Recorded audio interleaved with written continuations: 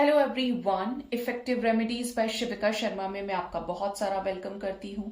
I hope आप सब लोग बहुत अच्छे होंगे, अपनी वाइब्रेशंस को रेज कर रहे होंगे, सभी का बहुत अच्छा सोच रहे होंगे और अपने साथ भी सब कुछ अच्छा अच्छा कर रहे होंगे, क्रिएट कर रहे होंगे, मैनिफेस्ट कर रहे होंगे। सो गाइज, आज जो मैं रेमेडी लेकर आई हूँ ये उन लोगों के लिए है जो किसी भी एग्जाम की तैयारी कर रहे हैं।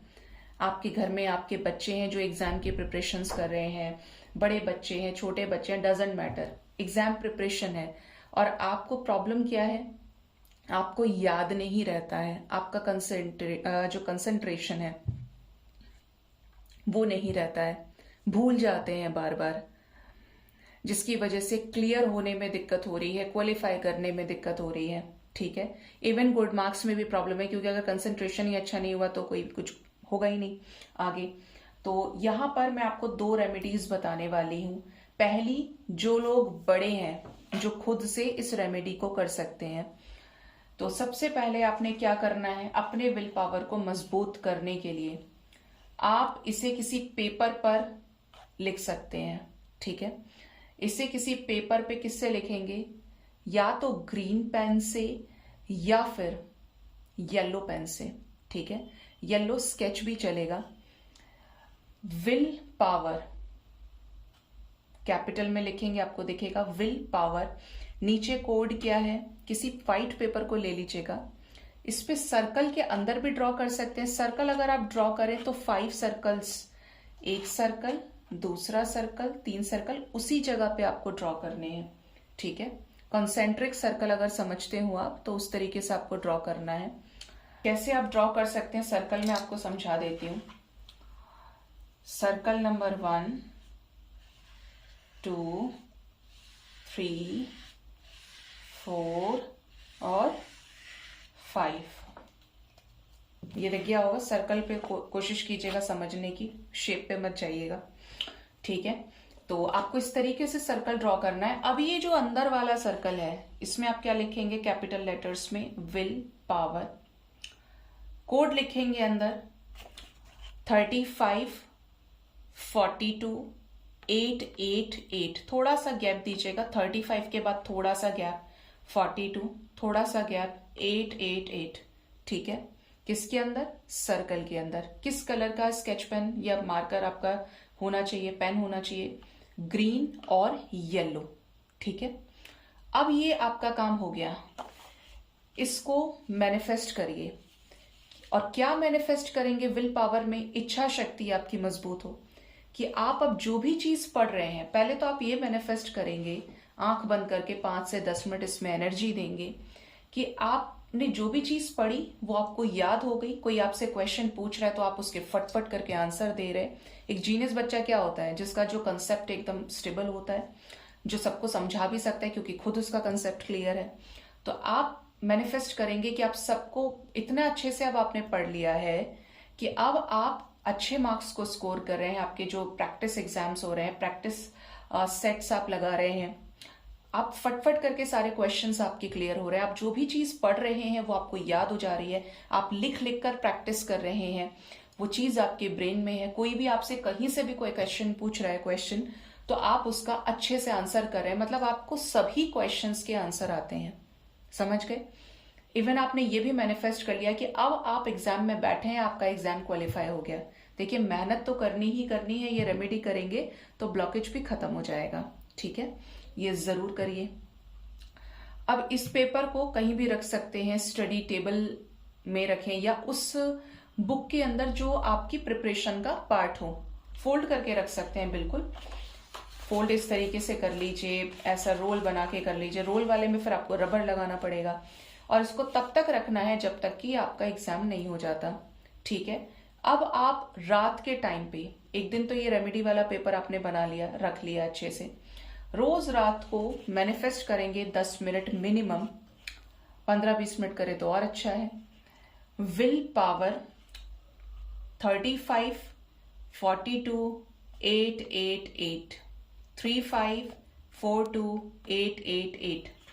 इसको 11 बार तो चैंट करना है और मैनिफेस्ट करना है, बिल्कुल वही जो मैंने आपको बताया है अभी।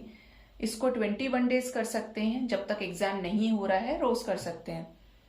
ठीक है, लेकिन एनर्जी आपकी हाई होनी चाहिए जिस टाइम आप सबसे ज्यादा हाईएस्ट वाइब्रेशन में हो सके तो बहुत लोग मुझे पूछते हैं मैम कहाँ करें, कहीं पे भी, या मंदिर में कर लें, पूजा वाला जगह जो है हमारा वो कर लें, वहां पे बिल्कुल कर सकते हैं। जहां पर भी आपको सबसे ज्यादा पॉजिटिविटी फील होती है आप वहां कर सकते हैं, बट इन चीजों को अकेले में करना चाहिए। ऐसा इसलिए बोलती हूं क्योंकि आप किसी और की एनर्जी से लगे रहेंगे तो डिस्टरबेंस होगा, फिर आपकी एनर्जी उस टारगेट को हिट नहीं कर पाएगी जिस इंटेंशन से आप कर रहे हैं या करना चाहते हैं। ठीक है, तो ये एक पहली रेमेडी है। दूसरी रेमेडी उन लोगों के लिए है जिनके घर में छोटे बच्चे हैं। ठीक है, जो बच्चा खुद से रेमेडी नहीं कर सकता, 10 साल का बच्चा है, 12 साल का बच्चा, उसे नहीं पता होगा मैनिफेस्ट कैसे करते हैं, वो भी मैनिफेस्ट करता होगा या करती होगी लेकिन पता नहीं है। ठीक है, तो उनके पेरेंट्स कर सकते हैं उनके बिहाफ में। मैंने आपको बोला था टैरेट विद शर्मा शिविका के चैनल पे कि मैं आपके लिए ऐसी कोई रेमेडी लेकर आऊंगी जिसको आप करें, जो आपके उससे लगे।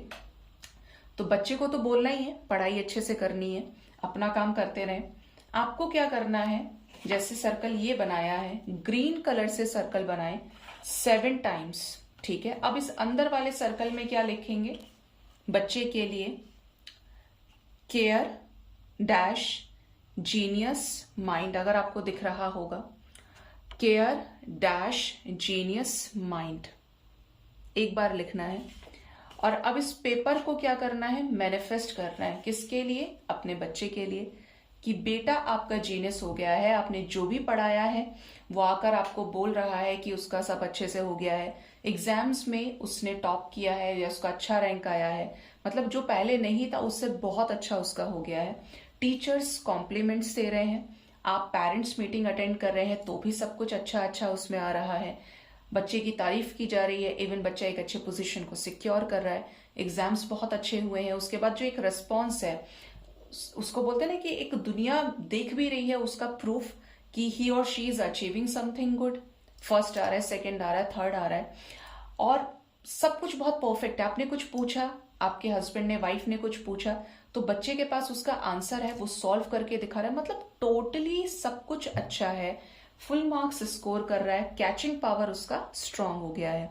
ठीक है, जो मेमोराइजेशन का जो पावर है वो स्ट्रांग हो गया है।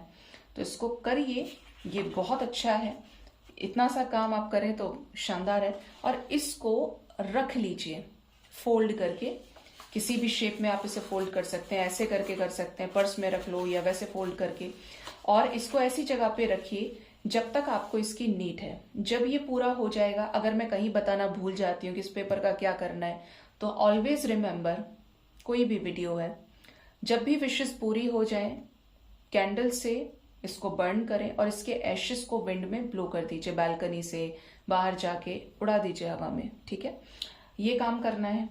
आप अब रोज के टाइम पे, आप मदर फादर हैं, जो भी हैं, गार्जियन है अपने बच्चे के, तो आप क्या करेंगे, रात को सोते टाइम भी 7-8 बजे, 10 बजे जब आप सोने जाते हैं, बच्चे की चिंता तो सभी को रहती है, पेरेंट्स को भी रहती है, 11 बार इसको चेंट करेंगे और बच्चे के लिए मैनिफेस्ट करेंगे कि सेम बिल्कुल उस तरीके से जैसा मैंने सर्कल बना के एनर्जी डालने के लिए आपसे कहा है।